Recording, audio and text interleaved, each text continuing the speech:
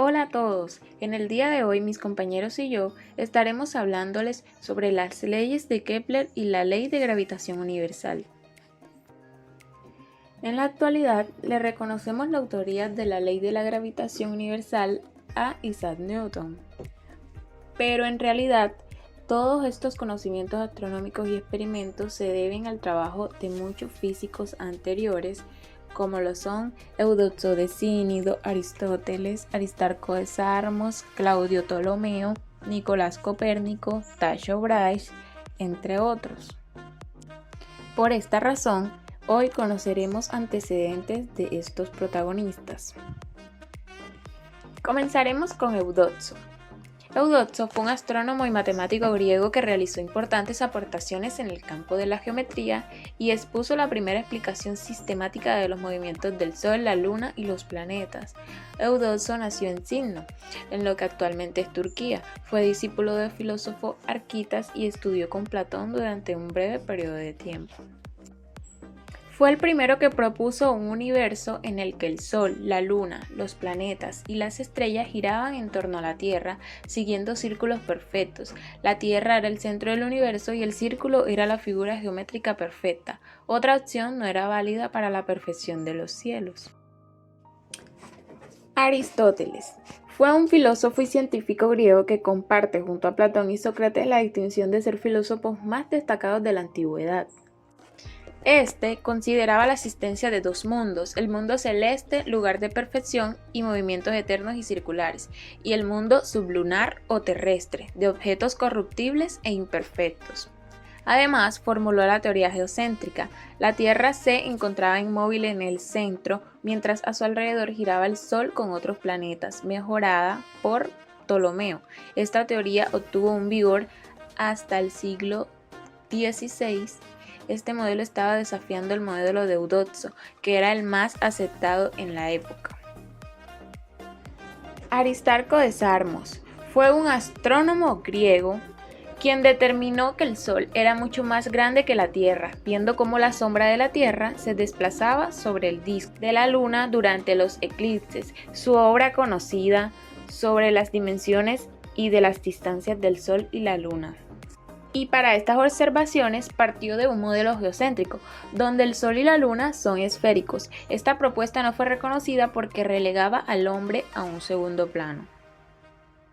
Claudio Ptolomeo fue un astrónomo y matemático, cuyas teorías y explicaciones astronómicas dominaron el pensamiento científico hasta el siglo XVI.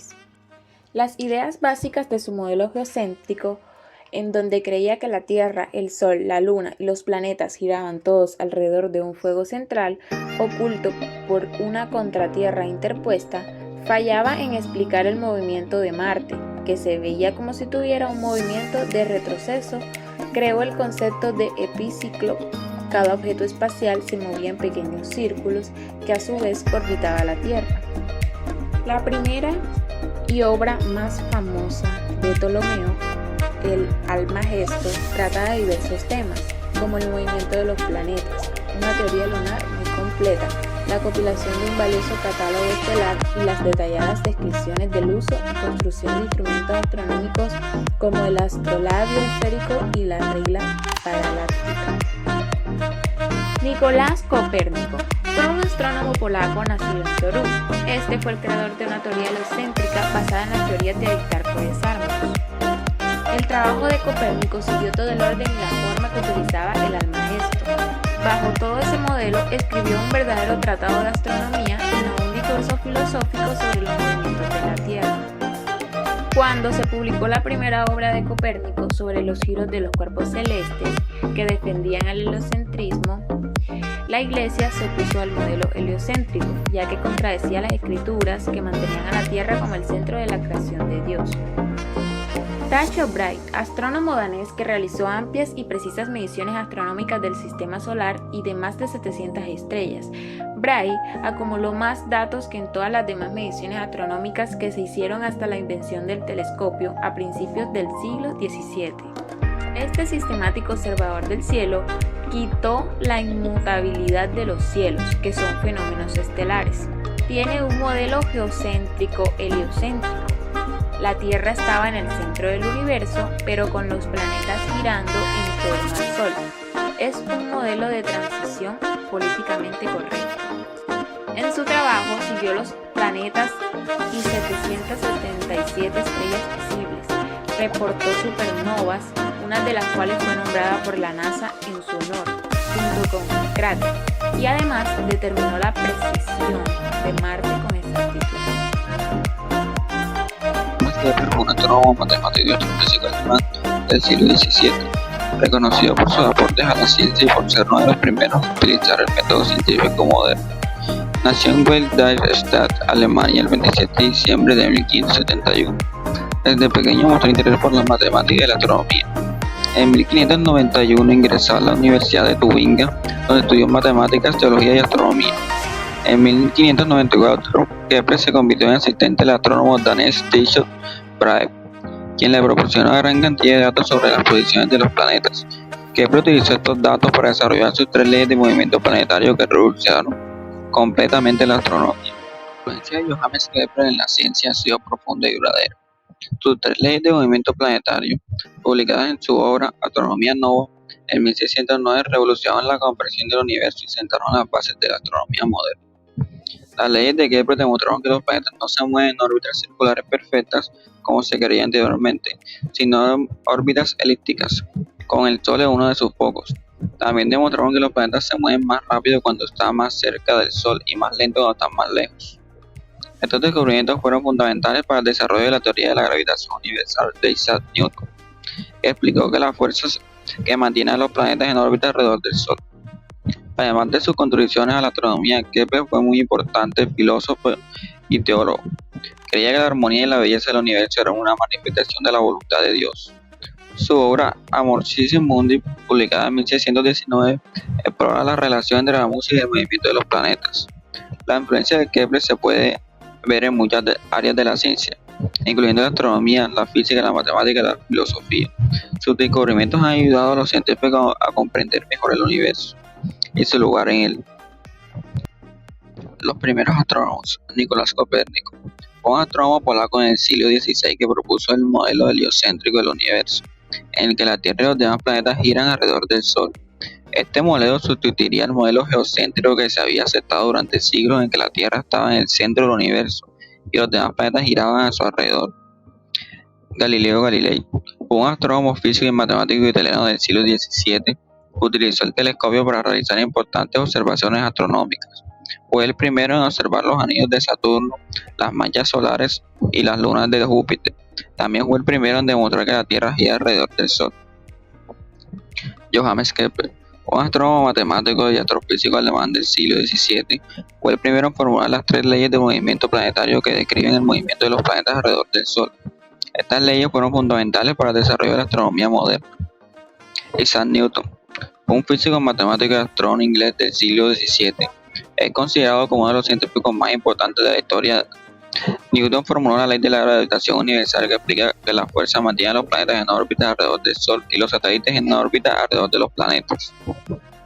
El legado de Johannes Kepler es profundo y duradero.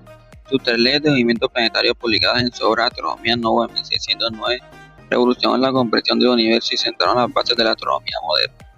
Las leyes de Kepler demostraron que los planetas no se mueven en órbitas circulares, como se creía anteriormente, sino en órbitas elípticas, como el Sol en uno de sus focos. También demostraron que los planetas se mueven más rápido cuando están más cerca del Sol. El legado de Kepler se puede ver en muchas áreas de la ciencia, incluyendo la astronomía, la física, la matemática y la filosofía. Sus descubrimientos han ayudado a los científicos a comprender mejor el universo y su lugar en él. Reconocimientos. Kepler fue un hombre de gran reconocimiento en su época, pues fue nombrado matemático imperial por el emperador Rodolfo II y recibió la Orden del Toisón de Oro. Sus obras fueron traducidas a varios idiomas y fueron ampliamente leídas y discutidas por los científicos de la época. Las leyes de Kepler. Las leyes de Kepler son 3 leyes que describen el movimiento de los planetas alrededor de la órbita del Sol, formuladas entre 1609 y 1619. Primera ley. Los planetas se mueven alrededor del Sol siguiendo órbitas elípticas, uno de los cuyos focos es el Sol. Segunda ley. Establece que un planeta barre áreas iguales en tiempos iguales, es decir, el área dividida entre el tiempo, llamada velocidad aerosolar, es constante. Tercera ley. El cuadro del periodo orbital de un planeta es proporcional al cubo de su distancia media al Sol. El trabajo de Kepler puede considerarse uno de los mayores triunfos del razonamiento humano. El modelo geocéntrico. El modelo geocéntrico es un antiguo modelo astronómico que postula que la Tierra se encuentra en el centro del universo y que todos los demás cuerpos celestes como el Sol, la Luna, los planetas y las demás estrellas giran alrededor de ella. Este modelo fue ampliamente aceptado en la antigüedad y durante la Edad Media. Según el modelo geocéntrico, la Tierra es inmóvil y se encuentra en el centro del universo. Alrededor de la Tierra se cree que existen esferas concéntricas en las que están incrustados los cuerpos celestes. Este orden de las esferas sigue una jerarquía, con los demás planetas más cercanos a la Tierra y las estrellas más lejanas. Este modelo fue desarrollado por los filósofos y astrónomos de la antigua Grecia, como Ptolomeo del siglo II después de Cristo. Según esta teoría, los movimientos observados de los astros en el cielo podían explicarse durante la combinación del movimiento circular perfectos y epiciclos, los cuales eran órbitas pequeñas dentro de otras órbitas. El modelo geocéntrico fue ampliamente aceptado durante el siglo debido a su aparente capacidad para explicar los fenómenos astronómicos observados. Sin embargo, a medida que avanzaba la ciencia y se recopilaban más datos astronómicos, surgieron discrepancias entre las predicciones del modelo geocéntrico y las observaciones reales. Finalmente, en el siglo XVII, el astrónomo polaco Nicolás Copérnico propuso un nuevo modelo, conocido como el modelo heliocéntrico. ¿Por qué se conservó por tanto tiempo el modelo geocéntrico?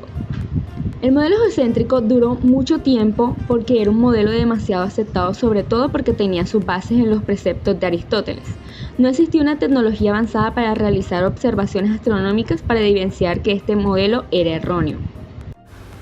El modelo heliocéntrico. En los 1800 años que siguieron a Hiparco de Nicea, no progresaron los conocimientos sobre las dimensiones del universo. Probablemente esto fuese debido a que los griegos consideraban a la Tierra como centro del universo, con la Luna, los planetas y las estrellas girando alrededor de ella. Fue el astrónomo Nicolás Copérnico quien sugirió que no era la Tierra, sino el Sol lo que constituía el centro del universo, esto es un sistema solar. En realidad fue Aristarco de Samos, 19 siglos antes, quien sugirió esta idea, pero fue rechazada de plano en su época. Nació así el sistema heliocéntrico, de forma de que la Tierra y los restos de planetas giraban alrededor del Sol, y todo esto se movían a través del espacio sin que el hombre se diese cuenta de ello.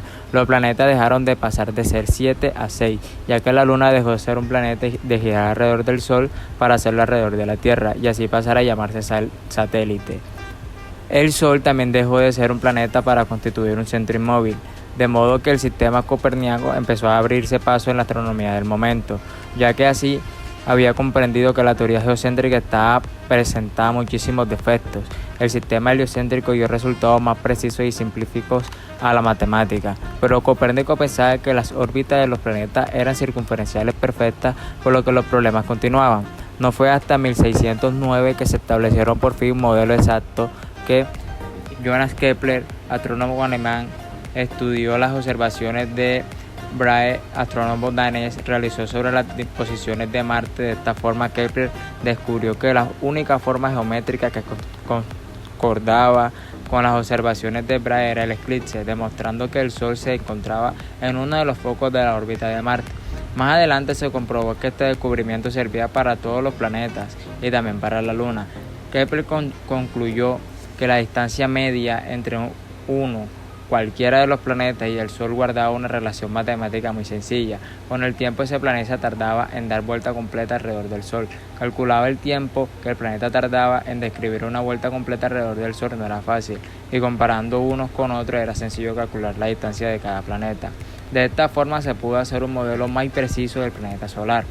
Pero había un inconveniente: de esta forma tampoco se podía especificar a qué distancia exacta del Sol se encontraba cada planeta.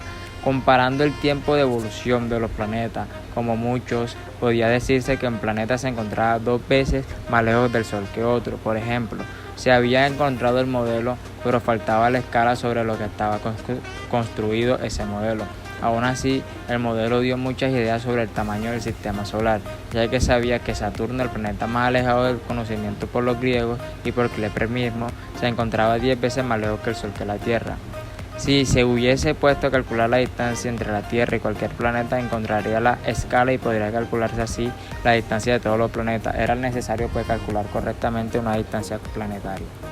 Impacto del modelo heliocéntrico. Tuvo un gran impacto en la base misma de la concepción religiosa del mundo. Algunos años después de la muerte de Copérnico, se concesionaban tablas astronómicas basadas en este sistema. Isaac Newton y la ley de la gravitación universal. La gravitación es la fuerza de atracción mutua que experimentan los cuerpos por el hecho de tener una masa determinada. La existencia de dicha fuerza fue establecida por el matemático y físico inglés Isaac Newton en el siglo XVII. Además, este brillante científico desarrolló para su formulación el llamado cálculo de fluxiones, lo que en la actualidad se le conoce como cálculo integral. Isaac Newton nació el 25 de diciembre de 1642 en Woolsthorpe, Lincolnshire, cuando tenía 3 años. Su madre, viuda, se volvió a casar y lo dejó al cuidado de su abuela. Al enviudar por segunda vez, decidió enviarlo a una escuela primaria en Grantham. En el verano de 1661 ingresó en Trinity College de la Universidad de Cambridge, donde recibió su título de profesor.